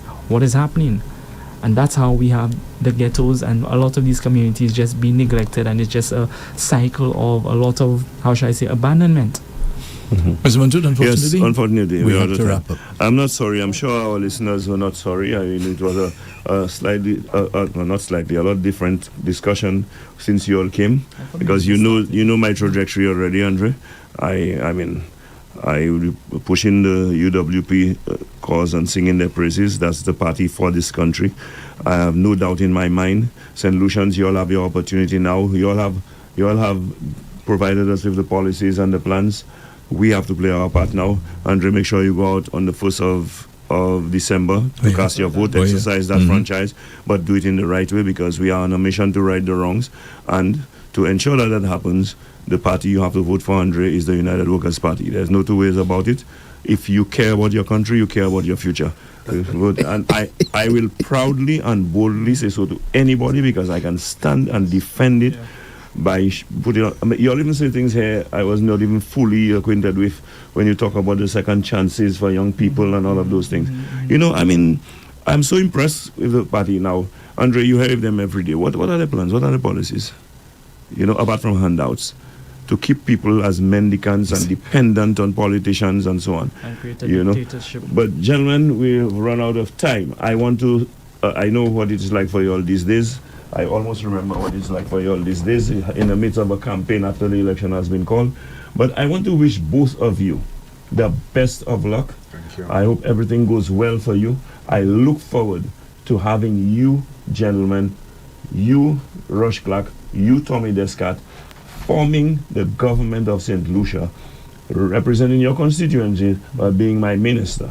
Because when you represent your constituency, I love getting that. Yeah. But as my minister, I have a lot to gain from that, because you all have a lot to offer. Yes. I think you all have brought a breath of fresh air to the politics. Yes. When sometimes you have retirees who can say, boy, I retire with comfort, ease, and confidence. Yes. Right. You all have given me the comfort that with you all, St. Lucia is in good hands for the foreseeable future. Yes, I want to thank both of you for coming. Pleasure. All the best. Thank you, Mr. Success Montes. at the polls. Yes, thank you. And I want to thank you, Andre, Andre, you will not say it, but I think this is probably the best program in a long time you've had at Rev-Up. And so, the listeners, I'm sure, will agree, Andre, I mean, I'm not being biased, I'm just telling it like it is. And by the way, join me on Monday for an episode of Like It Is. I want to thank all of you who are listening, especially St. Lucians in the diaspora. I give you all credit for maintaining that interest in what is going on in your home country. But of course, you will hear a lot of propaganda, you'll hear a lot more lies and bluffs from the St. Lucia Labour Party. Be discerning, analyze for yourself, and do not fall for the bluffs and the lies like you did last election. This time around, you were fooled once, don't allow them to fool you twice. They can fool some of the people some of the time. They can never fool all of the people all of the time. Ladies and gentlemen, I want to thank you. And I know it's a little still in the week, but I will not be with you before the end of the week. Enjoy the rest of your week. But if you want your weekend to be worthwhile, find yourself at the William Peter Boulevard on Sunday, where we will have the mother of all rallies taking place there with Flambeau in full force. And on display will be that formidable team of men and women that even the man Sir John Compton himself would be proud to be a part of. That is the best team ever assembled in terms of a slate of candidates for St. Lucia. And even more impressive than the team itself are the policies and the plans that they are presenting to save our St. Lucia. Ladies and gentlemen, thank you and enjoy the rest of your day. Thank you, Mr. Manchut. Thank you, Mr. Clark. And thank you, Mr. Descott. Please don't leave yet because we're still on Facebook. Yeah.